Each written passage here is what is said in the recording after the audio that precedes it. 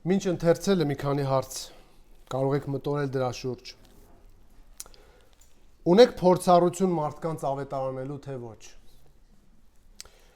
Ունեք այնքան փորձառություն, որ տեսած, լսած եւ զգացած լինեք մարդկանց տված տարբեր արձագանքները ավետարանին։ Մի պահ փորձեք հիշել, թե ինչպիսի արձագանքներ եք տեսել, լսել կամ փորձառել, երբ քարոզել եք Հիսուսի մասին։ Եվ հին եւ նոր կտակարաններում մենք բազմաթիվ օրինակներ ենք տեսնում այն մասին, թե ինչպես են մարդիկ արձագանքել Աստծո խոսքին։ Եվ եթե հին կտակարանից վերհիշելու լինենք, կարող ենք հիշել Ադամի արձագանքը Աստծո պատվերին։ Արտահայտվեց կնոջը լսելով։ Նա արձագանքեց մերժելով եւ խախտելով Աստծո խոսքը։ Նույնպես Եվան արձագանքեց Աստծո խոսքին ավելացումներ անելով եւ խեղաթյուրելով, սրա մասին Ծննդոց 3-րդ գլխում ենք կարդում։ Այնուհետև Նոյը 6-րդ գլխում ենք Ծննդոցում տեսնում, արձագանքեց Աստծո խոսքին հնազանդությամբ, Աստծո պատվերներին։ Աբրահամին նույնպես կհիշեք, որ տարբեր իրավիճակներում տարբեր ձևով արձագանքեց Աստծո խոսքին, մինչև որ արձագանքեց արդեն հավատով եւ այդ հավատը արդարություն համարվեց նրան։ Մարգարեություններում էլ շատ օրինակներ կան, ես մեկը պարզապես ասեմ, որպեսզի դուք մտքով տեղափոխվեք այնտեղ։ Հիշում եք Նինվեի ժողովրդին, Հովնան մարգարեին Աստված ուղարկեց եւ քարոզեց դարձ ապաշխարություն, եւ ժողովուրդը արձագանքեց հնազանդությամբ, ապաշխարությամբ, դարձով։ Նոր կտակարանում էլ շատ օրինակներ ունենք, ինչպես են մարդիկ արձագանքում Աստծո խոսքին եւ առաքյալների քարոզչությանը եւ Հիսուսի խոսքերին։ Օրինակ հենց Հովհաննեսի ավետարանում 7-րդ գլխում, երբ Հիսուսը բարձրաձայն կանչում է, եթե մեկը ծարավ է, թող ինձ մոտ գա, այս խոսքերին ի պատասխան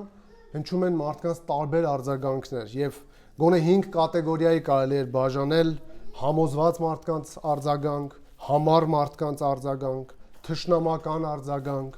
շփոթված մարդկանց, կրոնավորների արձագանք։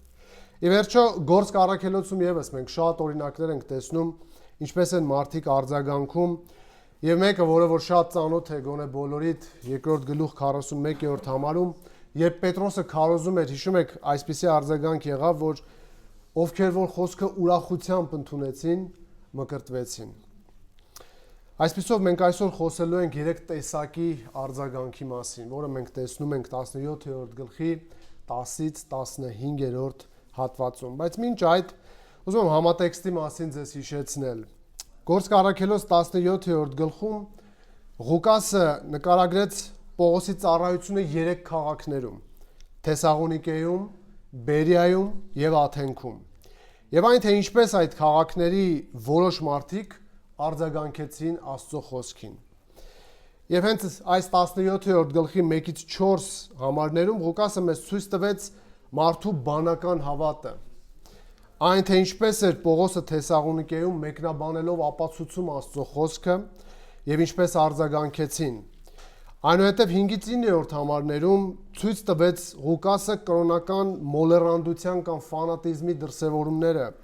թե անհավատներն ինչպես արձագանքեցին Պողոսի եւ Շիղայի քարոզչությանը, եւ այնտեղ տեսանք 3 դրսևորում, թե ինչպես են արձագանքում ավետարանին նախանձ մարդիկ, մոլեռանդ մարդիկ, եւ այժմ 10-ից 15-րդ համարներում ենք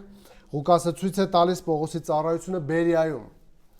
որտեղ տեսնում ենք արձագանքի 3 տեսակ ուղված Աստծո խոսքին։ Եվ ուսումնասիրելով այս 3 արձագանքները մենք անկասկած կարող ենք տեսնել մեր ժամանակակից աշխարհը եւ ավելի լավ հասկանալ, թե ինչ սպասել ընդհանրապես, երբ այսօր ավետարանում ենք Հիսուսի մասին։ Հատվածի բաժանմանը կարող եք նայել եւ միասին ընթերցենք եւ նայենք։ Նայեք 10-ից 12-րդ համարներին, այնտեղ մենք տեսնում ենք Բերիայի հրեաների արձագանքը ավետարանին։ Իսկ եղբայրները Պողոսին եւ Շիղային գիշերով շտապ ճանապարհեցին դեպի Բերիա, որոնք այնտեղ հասնելով գնացին հրեաների ժողովարանը։ Բայց սրանք ավելի ազնիվ էին, քան նրանք, որ Թեսաղոնիկեում էին, քանի որ Աստծո խոսքն ամենայն հոժարությամբ ընդունեցին։ Ամեն օր քննում էին գրքերը, թե իրոք սա այսպես է։ ուստի նրանցից շատերը հավատացին, նույնպես թվով ոչ սակավ պատվավոր հույն կանայք և տղամարդիկ։ Այնուհետև 13-րդ համարում արդեն տեսնում ենք Թեսաղոնիկեի հրեաների արձագանքը ավետարանի տարածմանը։ Երբ նրանք իմացան, որ Պողոսի միջոցով տարածվել է ավետարանը նույնիսկ Բերիայում, տեսեք թե ինչպես արձագանքեցին 13-ը։ Բայց երբ Թեսաղոնիկեցի հրեաներն իմացան, թե Բերիայում էլ է Աստծո խոսքը քարոզվել Պողոսի կողմից, այնտեղ էլ եկան և ժողովրդին գրգռեցին։ Եվ վերջին 14 և 15-րդ համարներում տեսնում ենք Բերիայի եղբայրների արձագանքը ծառայության կարիքին։ Այն ժամանակ եղբայրները Պողոսին շտապ ուղարկեցին մինչև ծովը, իսկ Շիղան ու Տիմոթեոսն այնտեղ մնացին։ Եվ Պողոսին տանողները նրան մինչև Աթենք հասցրին և Շիղայի և Տիմոթեոսի համար պատվեր ստանալով, որ շուտով իր մոտ գան, գնացին։ Այսպիսով այս հատվածում տեսնում ենք 3 տեսակի արձագանք, որոնք բացահայտում են մարդկանց վերաբերմունքը ավետարանին։ Դրա համար արդեն կարող ենք ձևակերպել հատվածում այն ճշմարտությունը, որը տեսնում ենք։ Մարդու վերաբերմունքը ավետարանին դրսևորվում է նրա տված արձագանքով։ Մարդու իրական վերաբերմունքը ավետարանին դրսևորվում է նրա տված արձագանքով, թե ինչպես է նա արձագանքում ավետարանին։ Եվ արձագանքին նայելը օգնում է մեզ տեսնել նրա իրական տրամադրվածությունը, նրա բնավորությունը կամ ներաշխարհը։ Ուրիշ խոսքով մարդու ներսում ինչ որ կա, այն արտահայտվում է նրա տված արձագանքով։ Ինչպես Հիսուսն ասաց, հիշում եք Ղուկաս 6:43-ում, որովհետև չկա բարի ծառ, որ չար պտուղ տա, ոչ էլ չար ծառ, որ բարի պտուղ տա, քանզի յուրաքանչյուր ծառ իր պտուղից է ճանաչվում։ Տիրոջ բերած օրինակը այս ծառի և պտղի մասին ցույց է տալիս, որ ծառը լավ կամ վատ պտուղ է տալիս կախված իր բնույթից, ինչպիսին որ կա, այնպիսին էլ կլինի նրա պտուղը։ Այնպես որ կարող ենք հիշել, որ մարդու վերաբերմունքը ավետարանին դրսևորվում է նրա տված արձագանքով։ Եվ այս հատվածում Ղուկասը ցույց է տալիս արձագանքի 3 տեսակ ուղղված ավետարանին։ Այսպիսով ինչպես են մարդիկ արձագանքում ավետարանին։ Արձագանքի առաջին տեսակը հետևյալն է՝ Աստծո խոսքը ընդունելով։ Աստծո խոսքը ընդունելով։ Նայեք 10-ից 12-րդ համարներին, եւ այս 3 համարում տեսնում ենք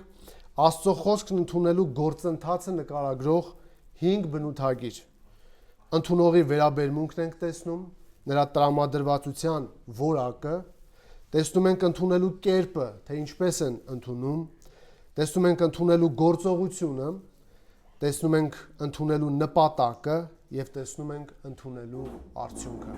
Եվ սրանք մեկ առ մեկ կուսումնասիրենք։ Նայեք 10-ից 12-րդ համարներին։ Բայց եղբայրները Պողոսին ու Շիղային գիշերով շտապ ճանապարհ դրեցին դեպի Բերիա, որոնք այնտեղ հասնելուն պես հրեաների ժողովարան գնացին։ Սրանք, որ ավելի ազնիվ էին, քան Թեսաղոնիկեում եղողները, խոսքն ամենայն հոժարությամբ ընդունեցին։ Եվ ամեն օր քննում էին Սուրբ Գիրքը, տեսնելու թե արդյոք դա այդպես է։ Արդ նրանցից շատերը հավատացին, ինչպես նաև թվով ոչ պակաս հույն, երևելի կանայք ու տղամարդիկ։ Արձագանքի առաջին տեսակը Աստծո խոսքի ընդունելությունն է, կամ խոսքը Աստծուց ընդունելն է։ Տեսեք 11-րդ համարում ասվում է, որ խոսքը ընդունեցին բերիացիները։ Ընդունել բառը հունարեն տեխոմայ բառն է, որի նշանակությունը պետք է հասկանալ ըստ համատեքստի, քանի որ այս բառը գործածվում է նաև սովորական հյուր ընդունելու դեպքում նույնպես։ Այստեղ գրված է, որ նրանք խոսքն են ընդունել։ Դե բնականաբար հասկանում ենք, որ խոսքը ավետարանի մասին է եւ Աստծո խոսքի մասին է։ Բայց թե ինչ նկատի ունի Աստվածաշունչը, երբ ասում է ընդունել Աստծո խոսքը, մի փոքր եկեք պարզաբանենք։ Որպեսզի անմիջապես հասկանաք ընդունել բառի աստվածաշնչյան իմաստը, կկարդամ հենց Պողոսի մեկնաբանությունը այս մասին։ Թեսաղոնիկեցիներին ուղված նամակում նա բացատրում է ինչ է նշանակում Աստծո խոսքը ընդունել։ Թեսաղոնիկեցիներին ուղված նամակի սկզբում գրում է ընդունելու փաստը Պողոսը, իսկ հետո բնութագրում այդ ընդունողների վերաբերմունքը իրենց լսածին։ Առաջին Թեսաղոնիկեցիս 1:6-ում այսպես է գրում Պողոսը. դուք էլ մեզ եւ Տիրոջը նմանվելով մեծ նեղության մեջ խոսքը Սուրբ Հոգու ուրախությամբ ընդունեցիք։ Այստեղ պարզապես արձանագրում է ընդունելու փաստը։ Իսկ հաջորդ գլխում բացատրում, թե ինչպես են նրանք վերաբերվել Աստծո խոսքին։ Երկրորդ գլուխ 13-ում այսպես է գրում Պողոսը. դրա համար էլ մենք Աստծուն անդադար գոհություն ենք հայտնում, որ դուք Աստծո քարոզության խոսքը մեզանից ստանալով ընդունեցիք ոչ որպես մարդկանց խոսք, այլ ինչպես ճշմարիտ է, որպես Աստծո խոսք, որը ներգործում է ձեր հավատացյալներիդ մեջ։ Պողոսը պարզաբանում է նրանց վերաբերմունք իրենց լսածին եւ ասում, որ նրանք ընդունել են ոչ որպես մարդկանց խոսք, այլ որպես Աստծո խոսք կամ Աստծուց խոսք։ Աստծուց բառը ցույց է տալիս իրական աստվածային աղբյուրը։ Ռոջերսը բացատրում է այսպես, որ այստեղ նշանակում է Աստծուց ելնող, Աստծո հեղինակությամբ կամ Աստծուց եկող։ Ստացվում է, խնդրում եմ ուշադիր, որ ընդունել են որպես Աստծուց եկած խոսք։ Ընդունել են, որ Պողոսի քարոզի բովանդակությունը մարդկային մտքից չի ծնվել։ Մարդը չի հորինել, այլ դրա հեղինակն Աստված է։ Ահա թե ինչ է նշանակում ընդունել Աստծո խոսքը։ Նշանակում է ընդունել Աստծուց, ընդունել, որ Աստված ասում է, եւ դա հենց Աստծո խոսքն է։ Հարց բոլորիս, հենց հիմա մենք այսպես ենք լսում Աստծո խոսքը։ Ընդունում ենք Աստծո հեղինակությունից, թե վերաբերվում ենք որպես մարդու մտքից ծնված խոսքեր։ Հետևաբար այսպես ընդունելն ու այսպես վերաբերվելը բերում է արդյունքի, որի մասին Պողոսը հենց այդ նույն համարում ավարտում է այսպես ասելով, որը եւ ներգործում է ձեր հավատացյալներիդ մեջ։ Գործում է արդյունավետ, զորությամբ, արդյունք արտադրող կերպով։ Սա բոլորի մեջ չի գործում ըստ Պողոսի։ Նա ասում է, գործում է հավատացյալներիդ մեջ, ովքեր հավատում են, ովքեր այսպես են վերաբերվում Աստծո խոսքին։ Ահա սա է ընդունել բայի իմաստը, ընդունել Աստծուց կամ որպես Աստծո խոսք։ Սա է պատճառը, թե շատերի կյանքը ինչու չի փոխվում։ Երբ ասում են, որ ընդունում են Աստծո խոսքը, բայց չի փոխվում։ Դա համար պետք է հիշել, սիրելիներ, Աստծո խոսքը արդյունավետորեն գործում է հավատացյալների կյանքում, երբ այն ընդունվում է որպես Աստծո խոսք, Աստծուց եկած խոսք, այլ ոչ թե մարդու խոսք։ Մեր հատվածում բերյացիներն էլ ընդունեցին Աստծո խոսքը գրված է։ Այսպիսի ընդունելության մասին շատ կա Սուրբ գրքում։ Մի քանի համար կարդամ։ Հենց Գործքից եւ Նոր Կտակարանից դուք ուշադրություն դարձրեք շեշտերին, թե ում խոսքն են ընդունել այս մարդիկ։ Օրինակ Գործք 8:14-ում գրված է այսպես. երբ Երուսաղեմում գտնվող առաքյալները լսեցին, որ Սամարյան ընդունել է Աստծո խոսքը։ Այսինքն երբ նրանք ասում են Սամարյան ընդունել է Աստծո խոսքը, նկատի ունեն այն իմաստը, որը մենք ասացինք, Աստծուց են ընդունել, հավատացել են այդ խոսքին։ Գործք 11:1 առաքյալները եւ Հրեաստանում գտնվող եղբայրները լսեցին, որ հեթանոսները եւս ընդունել են Աստծո խոսքը։ Եվ մեր համարում նույնպես խոսքն ամենայն հոժարությամբ ընդունեցին։ Սրա մասին Հակոբոսն էլ է գրում 1:21-ում, ասում է դրա համար ամեն աղտեղություն, չարության կուտակում դեն գցեք եւ հեզությամբ ընդունեք ձեր մեջ սերմանված խոսքը։ Ընդունելով կարելի է նաեւ ստանալ ավետարանի բովանդակությունը, Աստծո արքայությունը։ Մարկոս 10:15 ճշմարիտ ասում եմ ձեզ, ով Աստծո արքայությունը երեխայի պես չընդունի, նա նրա մեջ չի մտնի։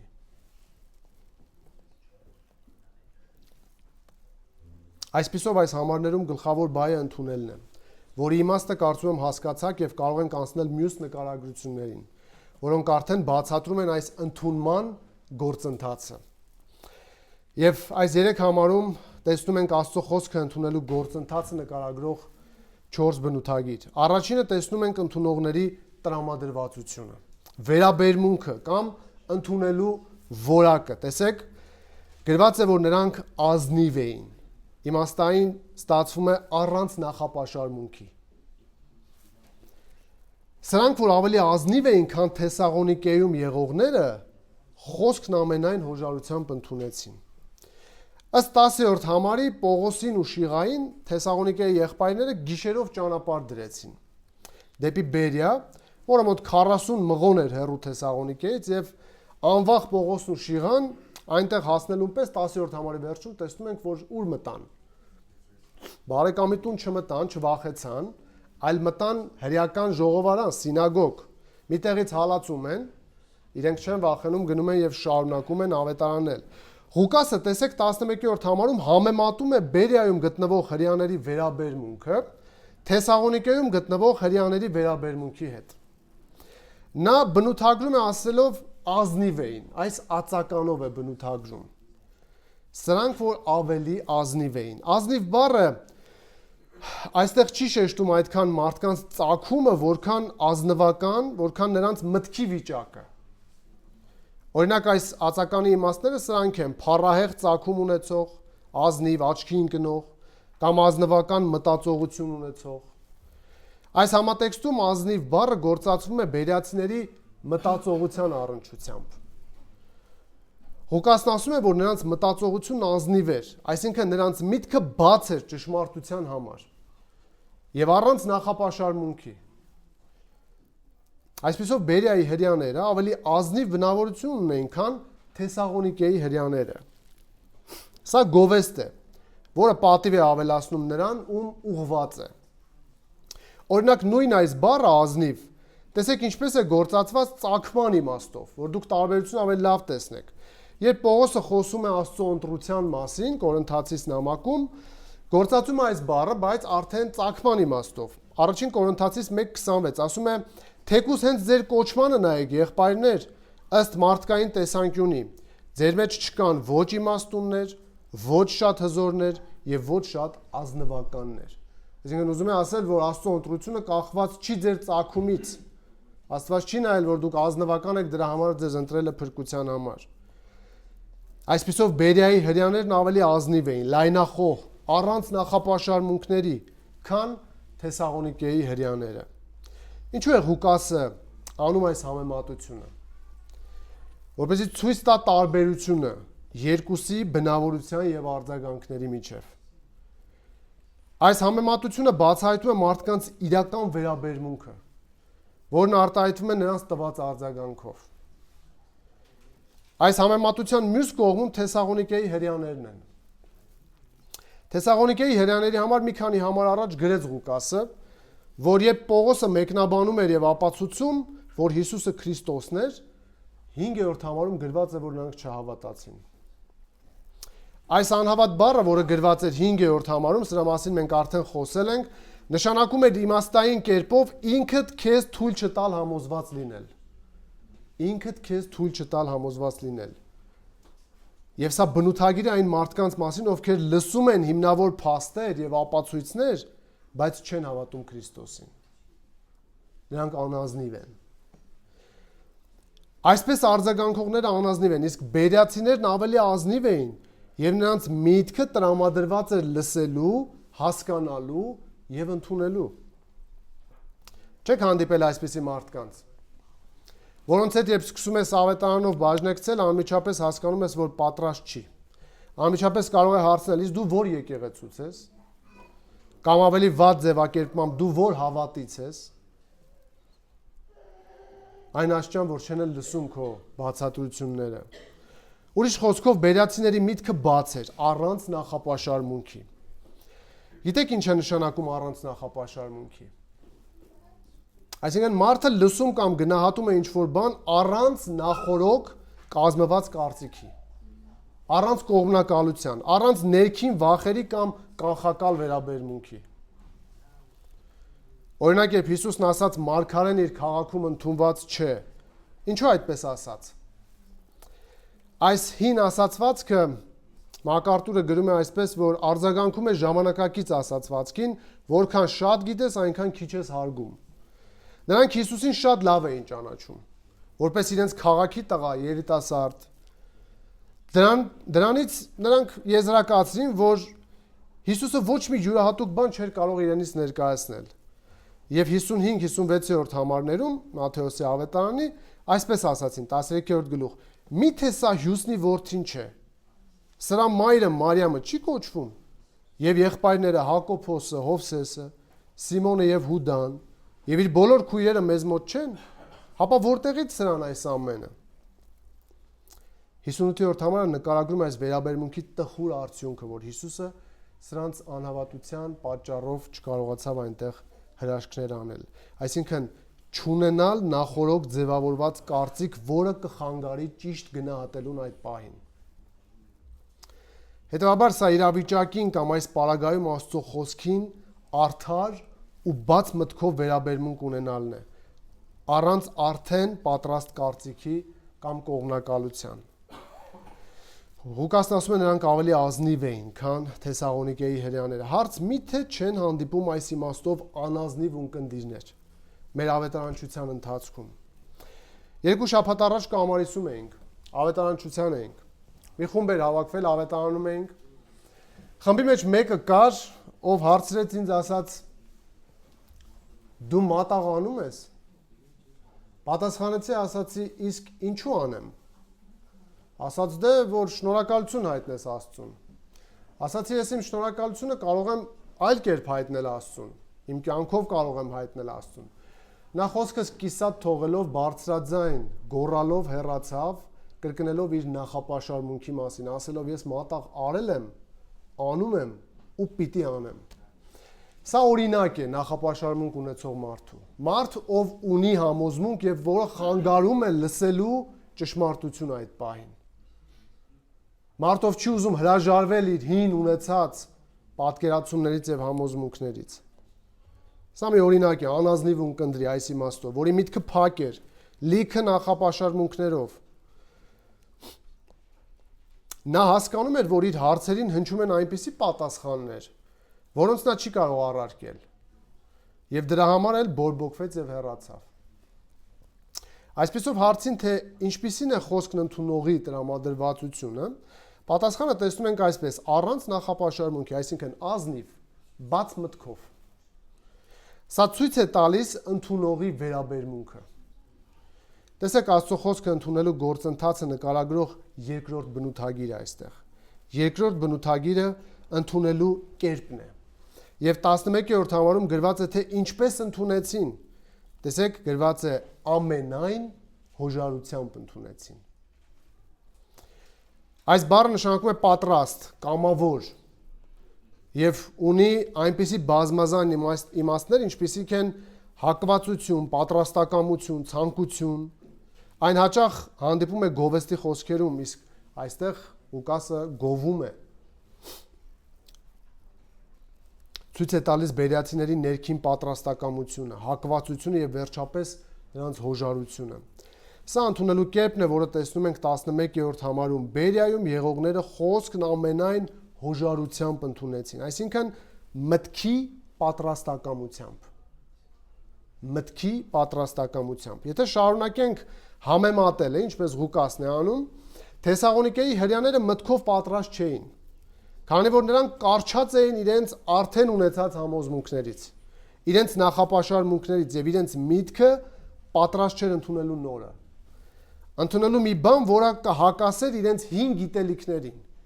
հին համոզմունքներին։ Նրանք դիտավորյալ փակել էին իրենց մտքերը հասկանալու եւ համոզվելու համար։ Տեսնում եք, թե որն է իրականությունը մարդկանց ներքին վիճակի մասին, երբ մենք ավետարանում ենք նրանց։ Սա մարդու պատասխանատվության կետն է, քանի որ նա լսում է հստակ բացատրություններ, նրան տրվում են համոզիչ ու ջախջախիչ փաստարկներ, որոնք կոտրում են իր նախկին համոզմունքները, նա այլևս մտային մակարդակում ունի ամեն փաստ հավատալու համար, բայց չի ընդունում, թույլ չի տալիս իրեն համոզվել։ Միայն այս ներքին պայքարին ծանոթանալուց հետո մենք կկարողանանք ավելի արժևորել աստվածային աշխատանքը, որը կատարվում է մարդու ներսում, երբ նա լսում է Հիսուսի մասին։ Հիշում եք պատճառը, թե ինչու մի քանի համար առաջ անցած գլխում, 16-րդ գլխում, գետի մոտ հավաքված կանանցից միայն մեկը հավատաց։ Միսիոներական խումբը, երբ ոտք դրեց Եվրոպա, Մակեդոնիա, Փիլիպպեում առաջին անգամ հնչեց ավետարանը։ Եվ 16-րդ գլուխ 14-րդ համարում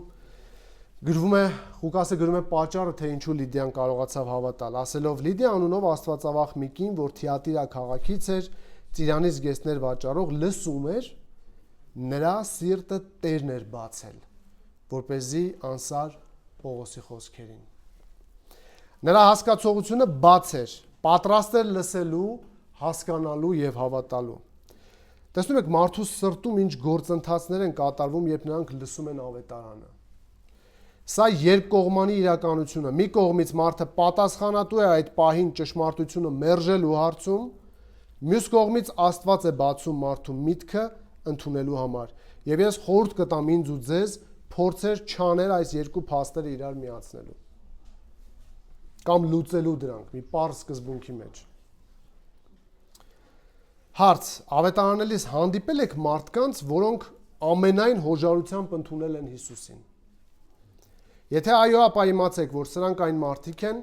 որոնք ոչ միայն առանց նախապաշարմունքի են լսում ձեզ, ոչ միայն բաց է նրանց միտքը, այլև մտքով պատրաստ են լսելու ավետարանը։ Տերը աշխատանք է կատարում այնտեղ։ Նրանք հոժարությամբ են ընդունում ավետարանը։ Սա երկրորդ բնութագիրն է, խոսքն ընդունելու գործընթացի վերաբերյալ։ Ահա երրորդ բնութագիրը, որը բացահայտում է, որ նման մարդիկ պարզապես կույր լավատեսությամբ չեն առաջնորդվում։ Նրանք չմտածող մարդիկ չեն, այլ նրանք խորությամբ ստուգում են իրենց լսածը։ Նայեք 11-րդ համարին եւս մեկ անգամ։ Սրանք, որ ավելի ազնիվ էին, քան Թեսաղոնիկեում եղողները, խոսքն ամենայն հոժարությամբ ընդունեցին եւ ամեն օր քննում էին Սուրբ Գիրքը։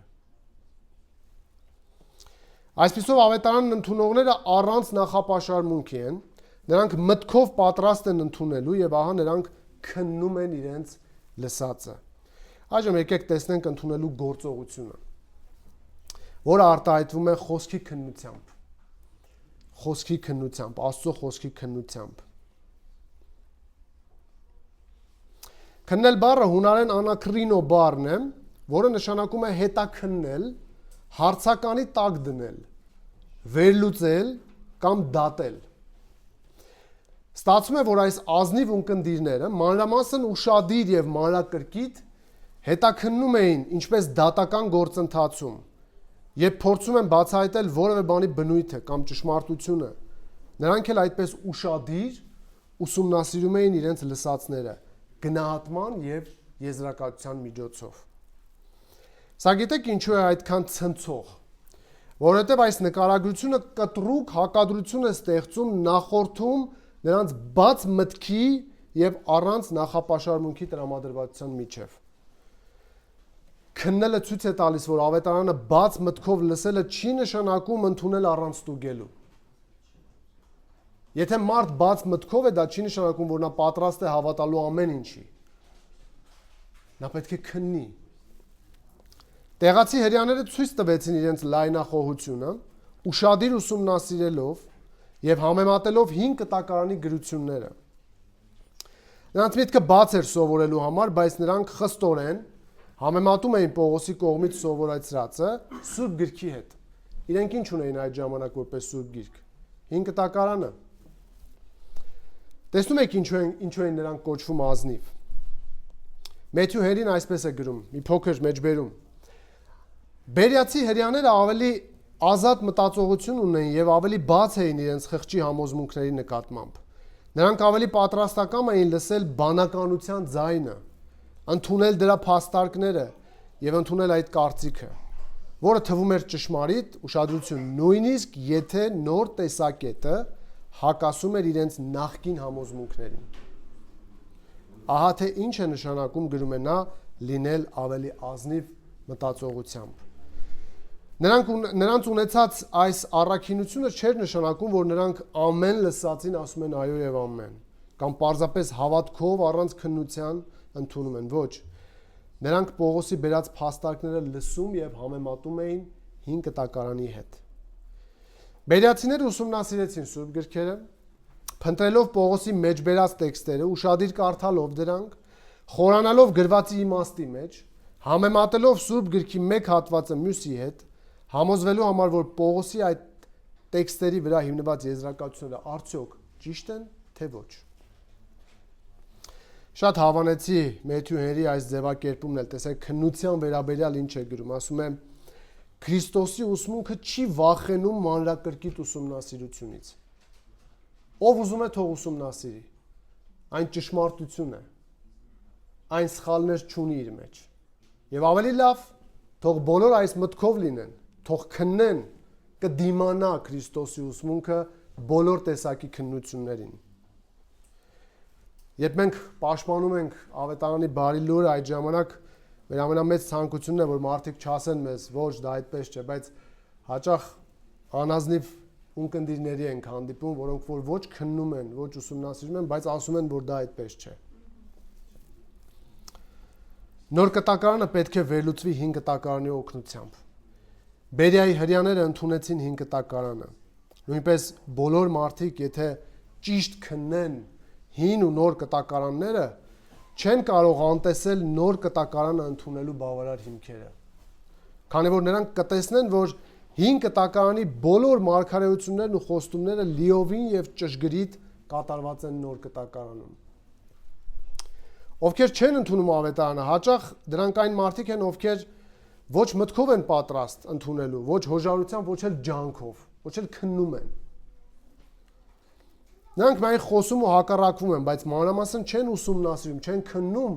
Աստծո խոսքը։ Ծույլ քննողների մեկ օրինակ տեսեք Հովհաննեսի ավետարանից։ Այս մարդիկ, եթե բավարար քննեին Աստծո խոսքը, մարգարեությունները, ապա կունենային բոլոր ապացույցները եւ կվերանար նրանց ունեցած կասկածները Հիսուսի մասին։ Հովհաննես 7:40-43 համարում գրված է այսպես. Առ ժողովրդի միջից շատերը, երբ լսում էին այս խոսքերը, Հիսուսը վերևում խոսում էր Սուրբ Հոգու գալուստի մասին, ասում էին. իրապես որ նա մարգարեն է։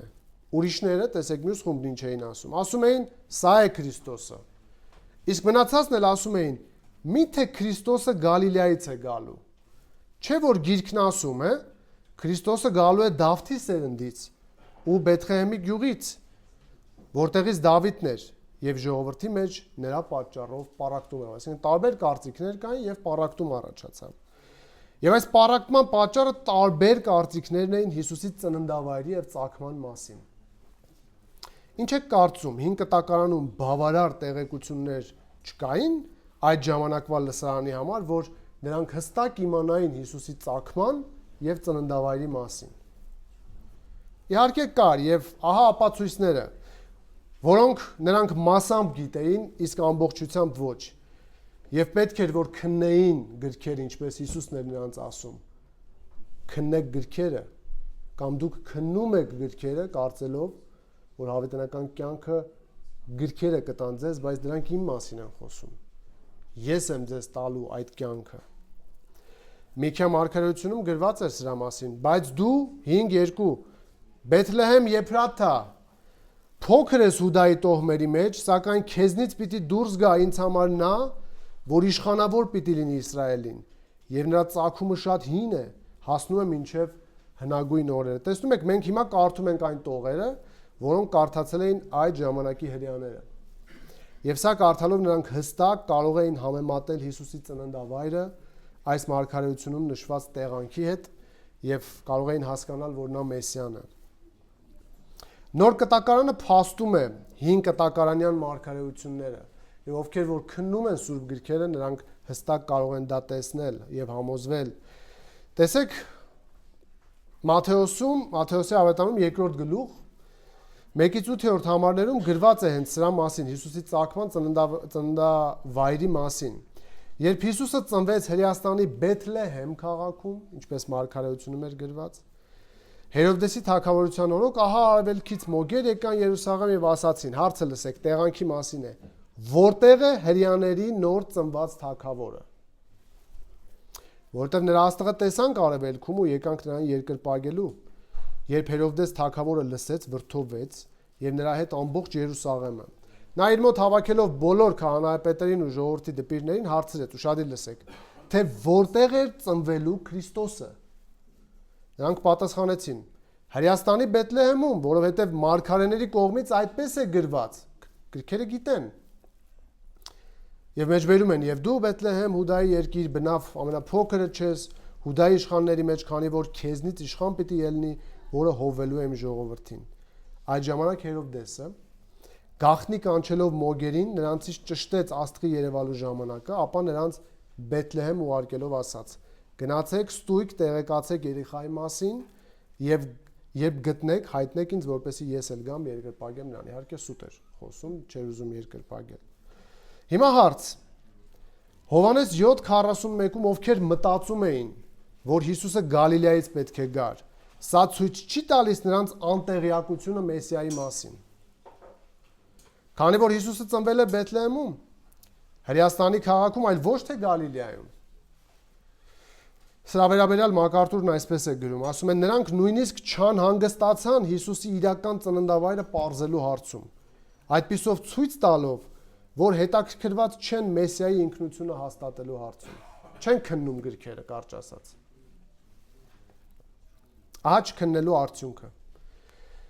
Այսպիսով 5 կտակարանն ինչ որ հայտարարում էր եկող Մեսիայի մասին, նոր կտակարանում այն իրականացավ եւ բոլոր նշանները, մարգարեությունները համապատասխանում են իրար։ Պարզապես մարդիկ են անազնիվ, փակ մտքով, նախապաշարմունքներով եւ առանց խոսքի քննության դրա համար էլ կասկածում են եւ չեն հավատում։ Աստծո խոսքը չքննել իրական աղետ է բոլոր ժամանակների համար։ Այսօր էլ ավետարանչության ժամանակ հանդիպում են մարդիկ, ովքեր այսպիսի անազնվություն են ցուցաբերում, բայց չեն ընդունում իրենց անազնվությունը։ Եվ նույնիսկ վիրավորվում են, երբ խոսում ես գրվածով, երբ ապացուցում ես, երբ մեկնաբանում ես, երբ կոչ ես անում քննելու գրքերը։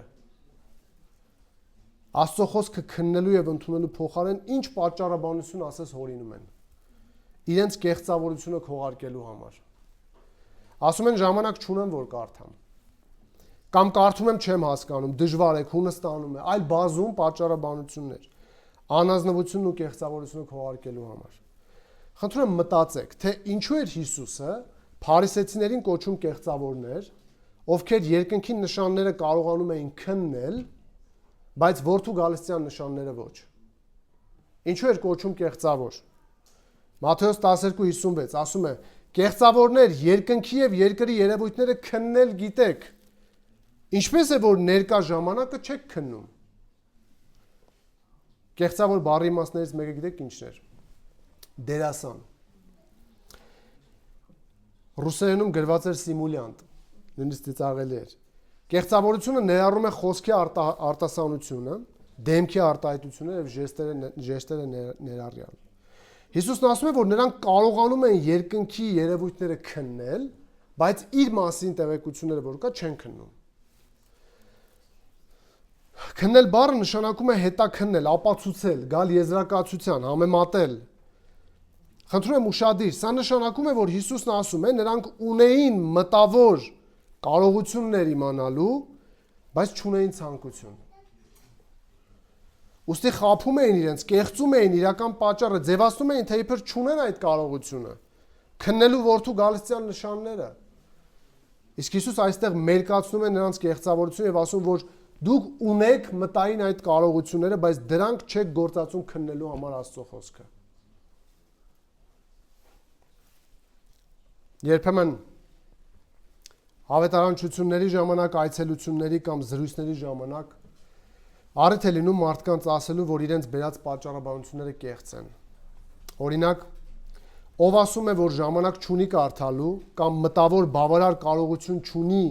հասկանալու համար ավետարանը, եթե իհարկե նա չունի ֆիզիոլոգիական խնդիր, հոգեկան շեղումներ, ասում եմ, եւ սա փորձել եմ մի քանի անգամ։ Ասում եմ, պատկերացրու, որ ստացել ես ժառանգություն Միացյալ Նահանգներում ապրող բարեկամներից հետ մեկից։ Ժառանգությունը $100,000 է եւ այն ստանալու համար նշված է 50 կետից բաղկացած քայլեր, որոնք կատարելուց հետո կարող ես ստանալ այդ գումարը։ Հիմա հարց. որքան ուշադրությամբ ու մանրամասնությամբ կուսումնասիրես այդ 50 կետը։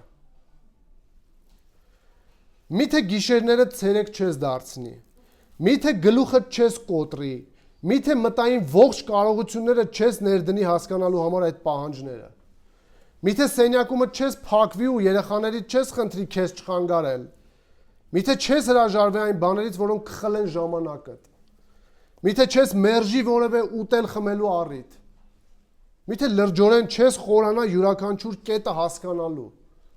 քննելու, ապացուցելու գործի մեջ,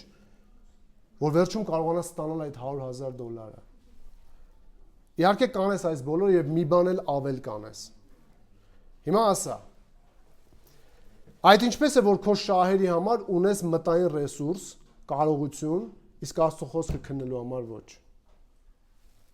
Դու կեղծավոր չես։ Հիսուսի հանդիմանությունը ուղղված է քեզ, եթե դու այսպես ես մտածում։ Այդ ինչպես է, որ դու չինարենի մասնագետ ես, բայց ավետարանը չես հասկանում։ Այդ ինչպես է, որ աշխարհի ամենաբարդ մասնագիտությունն ունես ու լավ տիրապետում ես, բայց Աստծո խոսքը չես կարողանում քննել։ Ինչպես է։ Այդ ինչպես է, որ աշխարհաքաղաքական հարցերը, լուրերը, այդ թնջուկը, որ միայն Աստված կարող է բացել, թե ով է մեղավոր, ով անմեղ, դու առավոտից իրիկուն կարողանում ես քննել, հասկանալ, որ երկիրն է մեղավոր, որն է անմեղ, իսկ ավետարանը չես կարողանում հասկանալ, քննել։ Իմացիր, դու պարզապես պետք է ընդունես, որ դու սուտ ես խոսում։ Դու սիմուլյանտություն ես անում։ Դու դերասանություն ես անում։ Դու ձևացնում ես եւ Հիսուսի այս գնահատականը քեզ էլ է վերաբերվում։ Դու կեղծավոր ես, քանի որ դու ունես մտային կարողություններ քննելու Աստծո խոսքը, բայց չես անում այն եւ քեզ համոզում ես ամեն կերպով, որ դու ազնիվ ես։ Ուրեմն Բերիայի հրեաներն ավելի ազնիվ էին, քան Թեսաղոնիկեի հրեաները, քանի որ բերիացիները Աստծո խոսքը լսում էին առաջին առանց նախապաշարմունքների։ Մտքով պատրաստակամ էին, հոժար եւ քննում էին Աստծո խոսքը։ Տեսեք վերջին բնութագիրը։ Աստծո խոսքը ազնվորեն ընդունող մարդու։ Նրանք քննում էին գրքերը համոզվելու մտադրությամբ։ Նայեք 11-րդ համարի վերջին մասին։ Սրանք, որ ավելի ազնիվ էին, քան Թեսաղոնիկեում եղողները, խոսքն ամենայն հոժարությամբ ընդունեցին եւ ամեն օր քննում էին Սուրբ Գիրքը, տեսնելու թե արդյոք դա այդպես է։ Արդյոք դա այդպես է։ Այս արտահայտությունը ցույց է տալիս նրանց քննելու նպատակը։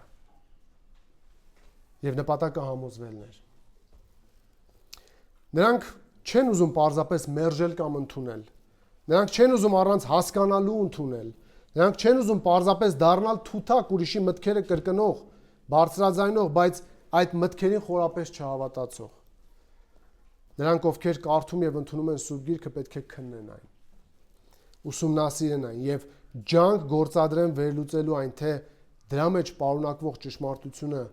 բացահայտելու եւ թե չխաբվելու նպատակով։ Պետք է քննել բազմաթիվ սխալներից խուսափելու համար։ Պետք է քննել սեփական թյուր ըմբռնումներից ազատվելու համար։ Պետք է քննել Աստծո խոսքում պարունակվող ամբողջ ճշմարտությունը իմանալու նպատակով։ Եվ պետք է չբավարարվել Աստծո մասին մակերեսային գիտելիքներ ունենալով։ Սուրբ Գիրքը պետք է քննվի ամեն օր, ճշմարտության մեջ հաստատվելու եւ սեփական համոզմունքները ձևավորելու համար։ Նրանք քննում էին Սուրբ Գիրքը, տեսնելու թե արդյոք այդպես է, եւ դա անում էին համոզվելու նպատակով։ Նկատեք, որ նրանք չէին սահմանափակվում ամեն շաբաթ օր սինագոգում Պողոսից լսելով։ Համարում ինչ է գրված։ Ամեն օր էին քննում։ Տեսնում եք 11-րդ համարում։ Ամեն օր արտահայտությունն ավելի է ուժեղացնում պատկերը։ Նրանց քննելու ժամկետների մասին տեղեկություն է տալիս։ Ահա թե ինչպիսին էին նրանք, ովքեր ընդունում են Աստծո խոսքը ճշմարտապես։ Նրանք ազնիվ են, առանց նախապաշարմունքի, մտքով պատրաստ, խոսքը քննելով եւ համոզվելու նպատակով։ Վերջին հարցը։ Ինչ եք կարծում նման որակյալ ընթացքը ինչպիսի արդյունք կարող էր բերել։ Նայեք 12-րդ համարին։ Արդ նրանցից շատերը հավատացին, ինչպես նաև թվով ոչ պակաս հույն, երևելի կանայք ու տղամարդիկ։ Այսպիսով 12-րդ համարում տեսնում ենք Աստծո խոսքն ընդունելու արդյունքը, որը հավատալն է։ Նախորդ 4 բնութագրերը ընդունելուն էին վերաբերվում, Քանի որ հավատը ընդունելու արդյունքն է ներկայացվում այստեղ։ Այս հավատալ բառը օգտագործված է բացարձակ իմաստով, որը նշանակում է վստահել։ Այսինքն, արդյունքում նրանք վստահեցին քարոզված ավետարանին։ Հավատացին։ Ահա թե ինչ է նշանակում ընդունել Աստծո խոսքը։ Ընդունել Աստծո խոսքը նշանակում է վստահել ավետարանին։ Բերիայում ավետարանը լավ պտուղներ տվեց եւ ունեցավ սպասված արդյունքներ, քանի որ մարդկանց սրտերն արդեն պատրաստ էին ավետարանը ընդունելու։ Շատ բաներ տեղի ունեցան անսպասելիորեն եւ հրյաների զգալի մեծ մասը դարձի եկավ։ Համարին եթե նայեք, Ղուկասն ասում է թվով ոչ պակաս, այսինքն նաեւ համեմատում է Թեսաղոնիկեում դարձի եկողների հետ եւ մի քանի խումբ է թվարկում թե ովքեր էին դարձի եկողները, հույներ էին, երևելի կանայք ու տղամարդիկ։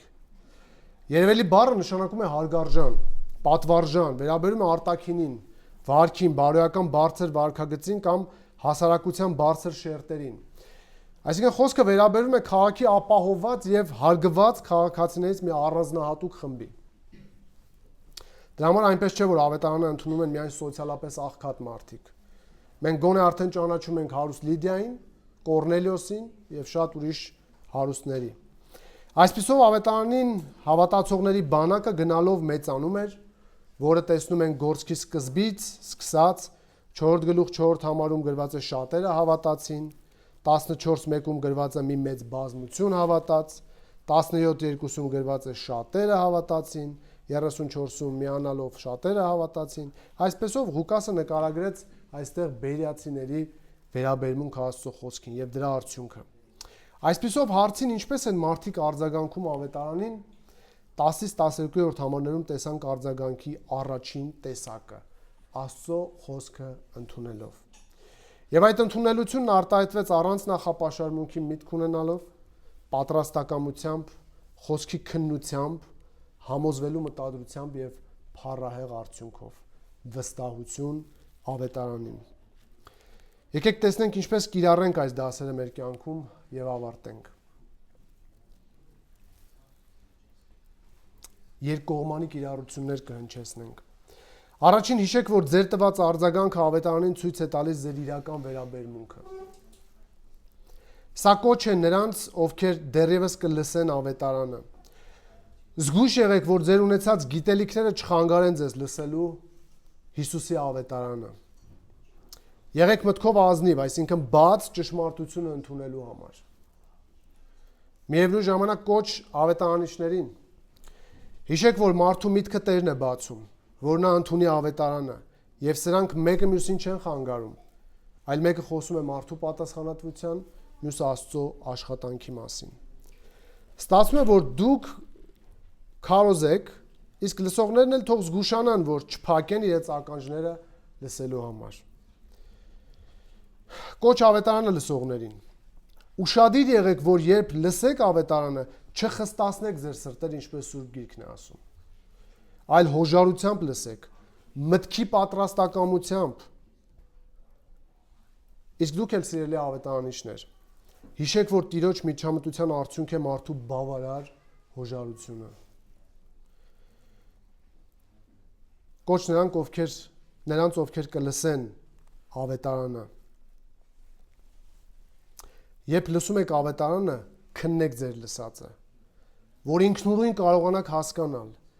տեսնել այդ ճշմարտությունները։ Սա կիրառելի է նաև արդեն հավատի մեջ եղողների համար, երբ որևէ մեկնաբանություն եք լսում, քննեք Աստծո խոսքով, տեսնեք դա այդպես է թե ոչ։ Գոնե այն մարդիկ, ովքեր մեր եկեղեցում են լինում, գիտեն, որ խրախուսում ենք միշտ նայել գրքին, ստուգել, ինչ որ ամբիոնից քարոզվում է։ Արդյոք դա այդպես է թե ոչ։ Սա կօգնի տարբերել ճիշտը սխալից, կօգնի բացահայտել թաքնված ստերը, մանիպուլյացիաները եւ ձեզ կամրապնդի հավատի մեջ։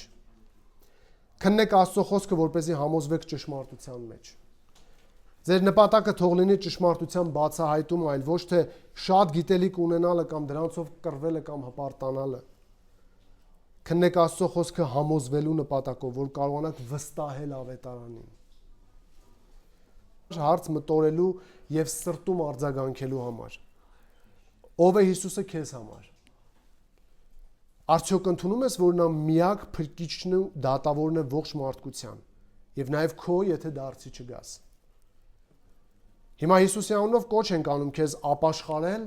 եւ հավատալ այս ավետարանին։ Ինչպես ես արձագանքում Հիսուսի կոչին։ Հնազանդվում ես ավետարանին, թե ոչ։ Հիշիր, որ սա քո կյանքի ոչ թե կարևոր հարցերից մեկն է, այլ ամենակարևոր, որը հավիտենական նշանակություն ունի։ Եվ վերջին հարցը, որը մարդիկ իրենց սրտում թող մտորեն եւ պատասխանեն, որն է քո արձագանքը Հիսուսի ավետարանին։ Եկեք կանգնենք եւ աղոթենք։ Տեր Հիսուս, շնորհակալ ենք քեզ քո փառահեղ աշխատանքի համար, քո ավետարանի համար։ Շնորհակալ ենք քո զավակների համար, որոնք որ իրենց կյանքերը չխնայեցին այս ճշմարտությունները քարոզելու համար։ Շնորհակալ ենք, որ այսօր կարող ենք լսել, հասկանալ։ Շնորհակալ ենք, որ կարող ենք ընդունել, դա քո շնորհքն է, քո աշխատանքն է, որ կատարել ես մեր սրտերում։ Աղոթում եմ եւ այս սրահում եղող մարդկանց եւ համացանցի միջոցով, ովքեր որ լսեն, որ դու նրանց սրտերի հետ աշխատես, բերես այն համոզման, որ նրանք արձագանքեն քո ուզած կերպով, որ նրանք իրենց սրտերը չխստացնեն, երբ խոսքը լսեն։ Շնորհակալ ենք այս ճշմարտությունները մեզ սովորեցնելու համար։ Շնորհակալ ենք, որ օգնում ես տեսնել ճշմարտությունը, որքան էլ ցավոտ լինի, հասկանալ, որ երբ կեղծավորություն ենք անում, ընդունենք, որ մենք ունենք կարողություններ քեզնից ստացած ուսումնասիրելու քո խոսքը, բայց երբեմն չենք անում։ Դրա համար աղոթում եմ, որ քո ժողովրդին տաս ջանք եռանդ, կարողություն, որպեսզի քննեն խոսքը, ուսումնասիրեն, հասկանան, ամրապնդվեն, դրա միջոցով ավելի շատ սիրեն քեզ, ավելի շատ վստահեն քեզ, ավելի շատ վստահեն խոսքիդ տիրապետեն ու կարողանան փոխանցել մարդկանց։ Պողոսի եւ մյուսների նման ապացուցեն, մեկնաբանեն, բացատրեն, որ մարդկանց բոլոր կասկածները փարատվի։ Խնդրում ենք, որ այս շաբաթվա ընթացքում էլ մեզ առաջնորդես, եթե ավետարանչության առիթներ տաս, օգնես համարձակությամբ խոսենք Հիսուսի մասին։ Եվ դու էլ քարոզչությամբ դարձի մեր քոնտրիալներին։ Եվ մեզ հետ եղիր ու մեր կյանքով, գործով, ծառայությամբ փառավորիր միմիայն դու։ Այս ամենը աղոթում ու խնդրում ենք մեր Տեր ու Փրկիչ Հիսուս Քրիստոսի անունով, որ փառավորվի Հայրը, Որդին եւ Սուրբ Հոգին, հիմա եւ միշտ եւ հավիտյանս։